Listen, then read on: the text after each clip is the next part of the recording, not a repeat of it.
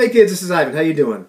Well, if you watch my channel for any length of time, you know that one of my hot buttons, one of the things I really like, is dice and dice mechanics. You know, what actually makes our games run in terms of the system. I like to open the hood, see what's underneath. You know, what are the guts of this game? What actually makes it work in terms of mechanics? And so I was really surprised and delighted to see that Ron Edwards had a conversation with Ben from the Questing Beast channel, and they talked about dice.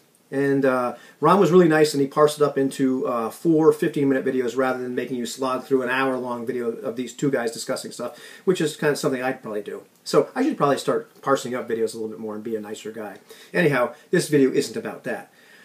As they were talking about dice and dice mechanics, there was several things that I wanted to jump in, interject, and say something. You ever have that happen to you, where you're listening to somebody talk or some people talk, and you're like, but what about this? You just started talking about that, and then you kind of moved on. But there's one that, to me, was the most important thing that they were talking about in the video, or at least one of the ones that was a bigger hot button of mine, and something I haven't really talked about an awful lot, and that is information density. You know, as my friend Anthony would say, maximum information density. This video has been annotated for maximum information density. This one hasn't, by the way.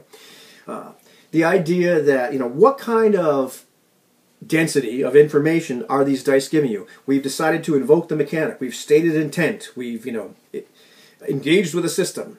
And we, you know, roll the bones. All these bits of plastic hit the table. They finally stop rolling. We look at them and, you know, lean over them like, you know, like oracles, and, you know, try to interpret, what do these mean? How much information are we getting from these dice? And how does that information from the dice actually interact with the fiction? And it doesn't really matter who's interpreting the dice. That's a discussion for another time. It's just the idea that once this roll has happened, how much information are these giving us? What do we use from those dice to make stuff up in the fiction? You know, where does that interaction happen? And how much information, what kind of density of information are these things giving us? And so I wanted to talk about this just a little bit, and then maybe in subsequent videos may flip it on its head, because after talking to my friends, they suggested that, hey, don't make a 45-minute video, you just blathering. You know, get to the point. Keep it concise topics, which is a good idea. So I should probably listen to my friends more. Anyhow, I'm going to throw some terms at you because I think it's helpful to define like a few different types of dice mechanics, and then talk about it a little bit more, because they differ in terms of what the density of information they give you is. So I'm going to talk about roll and total, roll and sort, roll and keep, and the last one I'm going to call roll and compare, or roll and compare and cancel. Anyhow. Roll and total is something that most of us are really, really familiar with. It's the idea that you roll one or more dice and you add them all up. You know, maybe it could just be a single D20, or it could be percentile dice, D100, or it could be 66 or 10D10, or it could be a handful of various dice of various sizes. Doesn't really matter.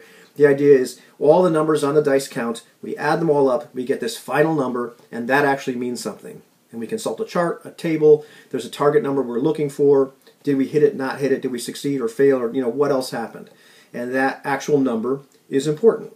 And this, you know, one of the things this does is there is this great density of information, maybe not with a single roll, but there's a big spread. There's a lot of possible results. And obviously it's different whether it's a bell curve or a linear curve. But for the sake of this discussion, it really doesn't matter. The idea is this is what we're doing. We're getting that final number, and that's going to tell us something. The other, or one of the other techniques, is to roll and keep. And here, we could be rolling dice that actually don't even have numbers on them, because what we're looking for is dice that qualify, dice that give us success. And, you know, we could be like Triple Ace Games and make ourselves some dice for All for One Regime Diabolique, which just have 3 faces, which have this stunning fleur-de-lis on them, and 3 faces which are blank. This is success, this is failure. Or I could just roll a d6 and say, all right, well, evens is success and odds are failure. What doesn't really matter. We have something that tells us that the dice, we're going to sort them into a pile and say these dice are our success dice and these other dice are our failure dice. You know, in fact, not to go too far down this rabbit hole, but you can have various symbols on the dice or various levels of, you know, gradations of, does this die worth 2 successes? I haven't played 2D20 Star Trek in a while, but there are methods. I think it's if you roll underneath your focus, and I think maybe if you roll a 1, then that actually grants you 2 successes rather than just 1 success. Doesn't really matter, because you could take the numbers off the dice and just have the appropriate number of faces with this symbol or that symbol on it. It would tell you how many successes it is. But you sort them. This many dice qualify, and this many dice don't. And depending upon the system, maybe you're just looking for at least one success, but maybe the number of successes matters. And here's one of the places where the density of information can differ within a single mechanic. Maybe, you know, if you're just looking for simply one success, then the density of information we're getting from those dice, according to the rules, is pretty small. Success, failure, yes, no. But if we're looking at the number of successes, you know, either above the target number, maybe even below the target number where we didn't quite get it, that's giving us more information. Now, we can look at something like roll and keep. And if you're familiar with something like Legend of the Five Rings, the old one, or 7th Sea First Edition, that's really familiar. You know, maybe you're rolling 5 dice and keeping 2. You keep the top 2, and they can explode as well. This actually is technically roll and keep and total, because the dice you keep, you then total up to find out what your number is. But some of the dice you're discarding. I think Ron was talking about, I don't want to misrepresent him, it might have been Sorcerer. Forgive me if I got it wrong, Ron. But the idea that you roll a bunch of dice, but you're rolling and keeping because you're just keeping the top one, whatever it is. And he mentioned the idea, as this dice pool gets bigger and bigger, is it possible that you're going to have some information loss? And of course, the short answer is yes. It depends. But that, you know, that's a long, long talk, and I don't want to get into the long, long talk in this video. But so that's another method. It has less information density than something like roll and total, or even roll and sort, because you're looking at less of the dice. Some of the dice just simply don't count. It could be you'd be rolling 7 and keep 2.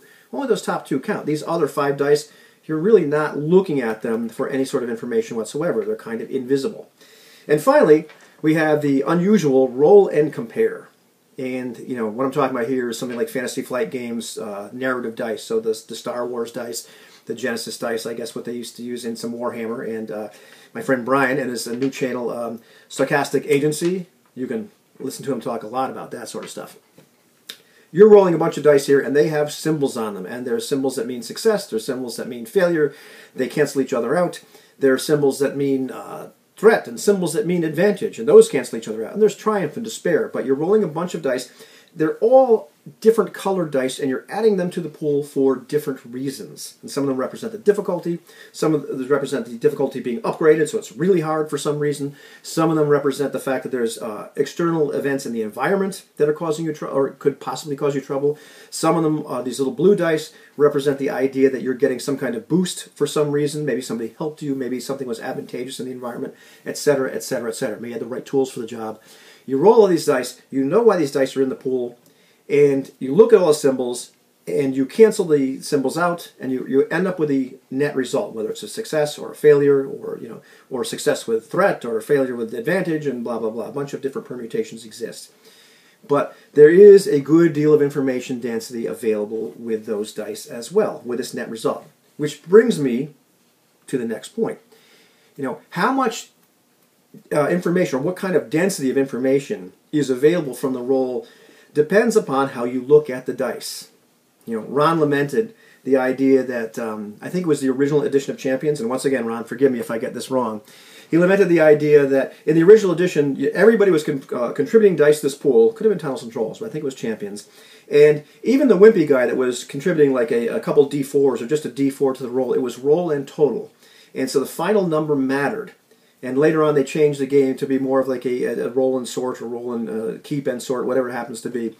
The idea being that then this contribution, this D4 from this wimpy guy, really wasn't really going to get looked at anyway. It didn't matter whether he or she rolled that die. But in the original version, you know, maybe your target number was 40, and without that D4, you know, you had 38, and this person rolled a 3 on their D4, and this wimpy guy just pushed it over the edge. So it was this extra information density for narration. Why did you succeed? And, you know, that's once again, it's one way to look at stuff.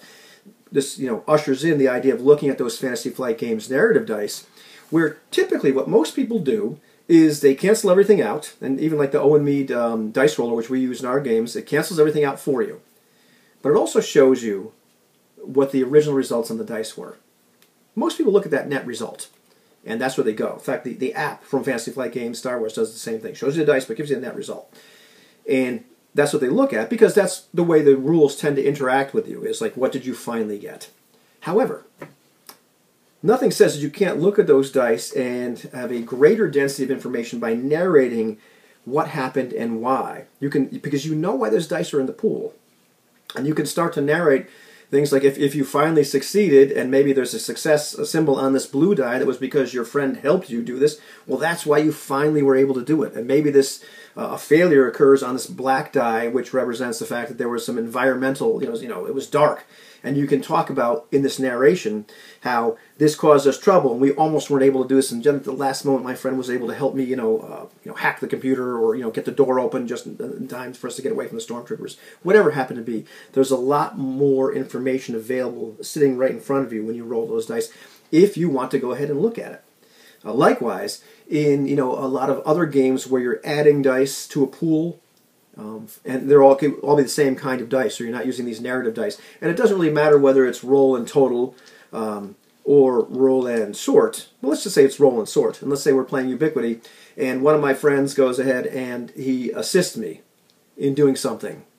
But they add some dice to the pool. Maybe that adds 2 dice to my pool. I roll the dice, and how about we just add dice of different colors to the pool, rather than just rattling a bunch of the same kind of dice. And I decide, okay, well, when Anthony gives me some help, when my musketeer tries to intimidate somebody, and he looks, he's behind me and saying, this is just glaring at this guy, well, maybe I add these 2 green dice to my pool, and perhaps successes show up on those, and we can narrate the fact that it was Martin looking at this Cardinal's Guard, which finally pushed him over the edge and decided to back off. And we just won't tell Philippe that without the help from Martin, he probably wouldn't have been able to intimidate this guy. There's a lot more, a greater density of information available to us depending on how we use these dice. It's up to us. And the other thing, the final thing I would talk about in terms of density of information is in the roll and total. And very often in the games that we play, there might be spreads of numbers, which mean that there's, if you get from let's say you get from a 20 to a 30, well, you've succeeded at this task. Your target number is 20. But if you get 31 to 35, well, you've succeeded even greater. It's giving you gradations for success or failure, right?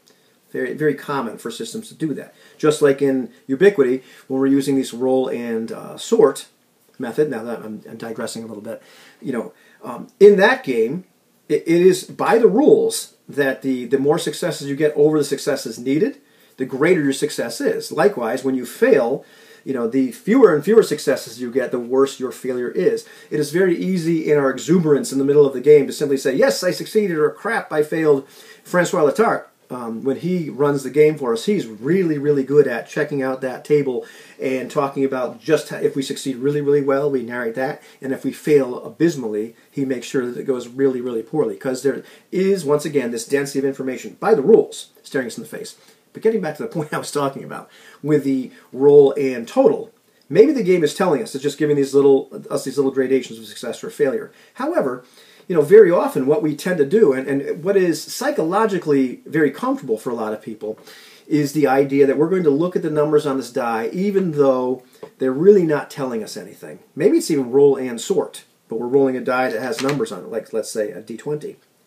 And say our criteria for success on this D20 is an 11, but we roll a 19.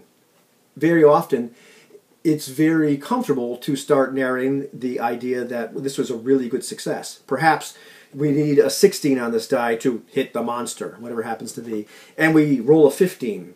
It's very comfortable to use this as a higher density of information than the rules actually say there is, because really we could replace this die with just a bunch of sides that had little stars on them or smiley faces. You won, and a bunch of frowns or Mr. Yuck faces or blank. You failed. But it's very comfortable to say, oh, you just missed. So there's, once again, in whatever kind of roll and total mechanic you use, there's a lot more information there that maybe isn't in the rules, but just might be part of the real rules of your table, which is really easy psychology. So there's a lot of different ways to look at dice mechanics and see what kind of density of information is available to us, which ultimately, because generally there's a lot of information available, with a lot of mechanics, but it's very easy to forget to use that. But these are our cues, these are our prompts to help us shape and narrate the fiction. Once we've rolled these bones, let's take a look at them, and see what kind of information they give us. Very often it's more than we thought. and we're glossing over and simply saying succeed or fail. Anyhow, next video I want to kind of flip this on its head and talk about the idea that sometimes there's diminishing returns with that. And then I want to talk eventually about the D20 and some of the problems with this little bad boy. Take it easy, kids.